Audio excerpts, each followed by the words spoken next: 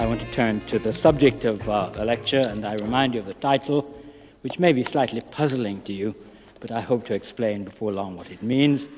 It is Race, the Floating Signifier. Jolie's film explores the inner workings of Hall's argument that race is a badge of meaning, and that this framework can help elucidate why race matters so much not just to people, but the interlocking systems of domination that benefit from the hierarchies of race. Hall's basic argument is that all attempts to show scientifically that black folk are not as intelligent as those deemed white have failed, but yet there is a persistent and widespread belief in the inferior mental capacity of non-white folk.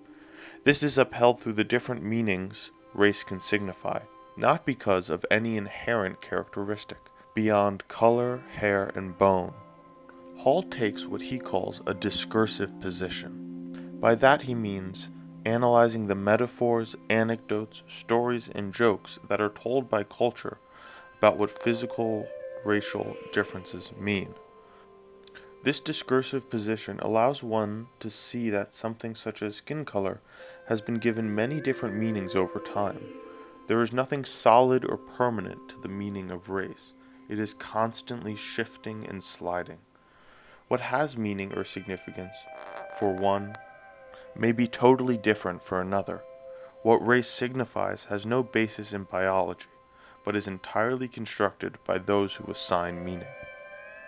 A quick example before we hear from Hall himself. One of the clearest ways to understand what race as a floating signifier means is to examine other things that are floating signifiers, but are not tied to a concept but a physical object. For example, the use of the bandolier belt in Jamala Wood's 2016 music video, Black Girl Soldier, and in prints by Emory Douglas for the Black Panther Party. What a bandolier belt is, materially, is clearly defined through its function, a way of storing ammunition. But what the bandolier belt represents as a symbol has no agreed-upon, universal meaning. In Black Girl Soldier, Jamala Woodley could be using the art of Emory Douglas and the Black Panther Party as the reference to which meaning is assigned to this imagery. But this meaning is not fixed. A random individual who is not versed in the black aesthetic may assign a completely different meaning to what an ammo belt represents. There is no set meaning. Emory Douglas's use of the bandolier belt as a symbol of armed resistance only exists in his representation within the context of his work. Hall goes on to explain these concepts in more detail in his now famous 1996 lecture, Race, the Floating Signifier, at Goldsmiths College.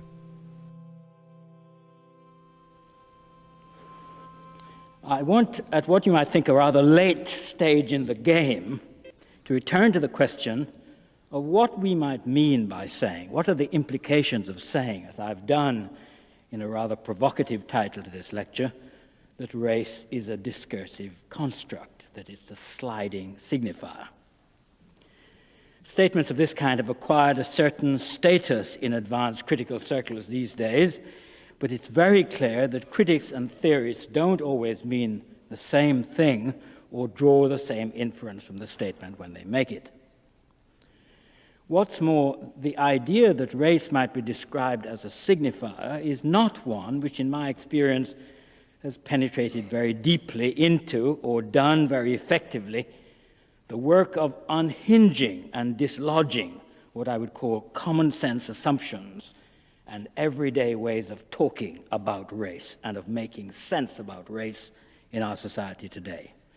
And I'm really talking in part about that great, untidy, dirty world in which race matters outside of the academy, as well as what light we may throw on it from inside. More seriously, the dislocating effects on the world of political mobilization around issues of race and racism, the dislocating effects on the strategies of anti-racist politics and education of thinking of race as a signifier have not been adequately charted or assessed. Well, you may not be persuaded by the story yet, but that's my excuse for returning at this late date to a topic about which I know many people feel that, after all that can usefully be said about race has already been said.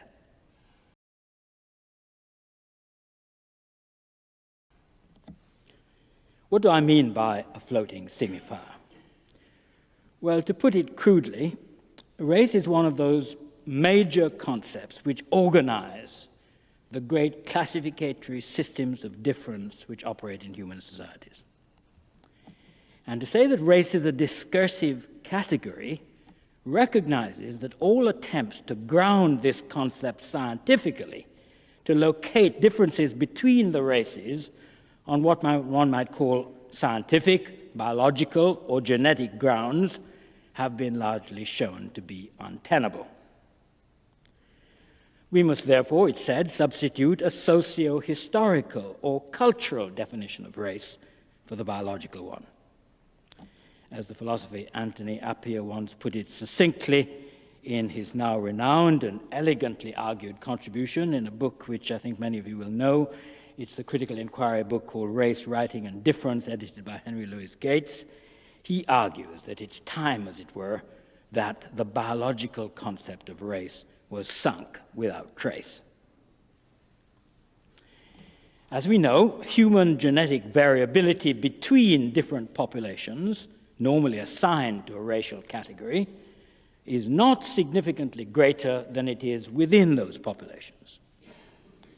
And what W.E.B. Du Bois, who is a great African-American thinker and writer on these questions, a figure not necessarily known in the United Kingdom as well as he should be, who wrote a wonderfully moving text called The Souls of Black Folks.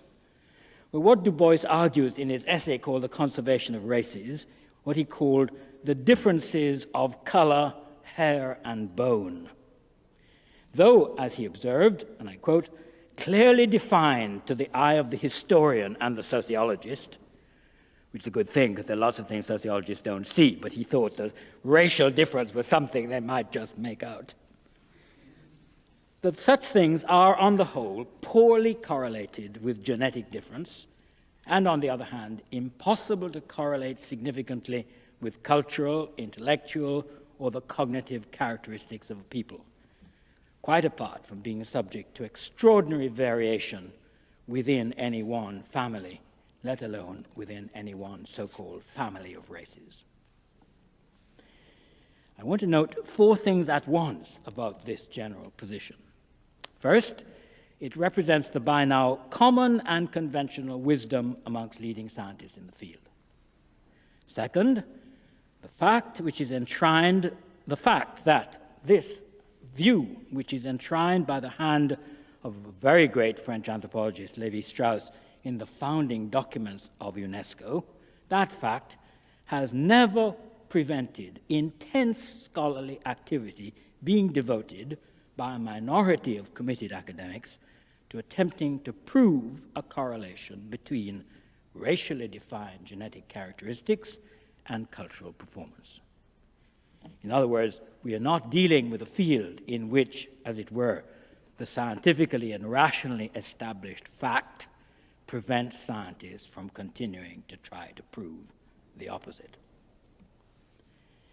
Thirdly, I observe that though the racialized implications of this continuing scientific work into, for example, race and intelligence are vociferously refused and condemned by large numbers of people, certainly by most liberal professionals, and especially by black groups of all kinds, in fact, a great deal of what is said by such groups amongst themselves is predicated precisely on some such assumption, i.e., that some social, political, or cultural phenomenon, like the rightness of a political line, or the merits of a literary and musical production, or the correctness of an attitude or belief, can be traced to and explained by, and especially fixed and guaranteed in its truth by the racial character of the person involved. I refer to this as the intense but not neglected, though as yet unsuccessful quest what one might call the baseball or the reggae gene. One of these days, I feel, I'm going to open the THES, and it's going to be said that at last the baseball gene has been discovered. I deduce from this intense scholarly activity that the awkward lesson that diametrically opposed political positions can often be derived from the same philosophical argument. And that though the genetic explanation of social and cultural behavior is often denounced as racist, the genetic, biological, and physiological definitions of race are alive and well in the common sense discourses of us all. This is the paradoxical finding which I want to explore and address in what follows. Why should this be so?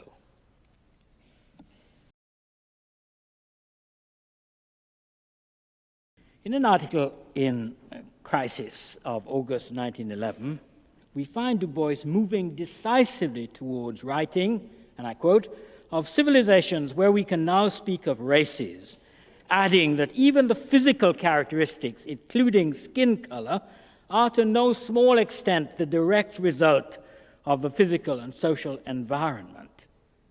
In addition to being too indefinite and too elusive, he says, to serve as a basis for any origin, classification, or division of human groups.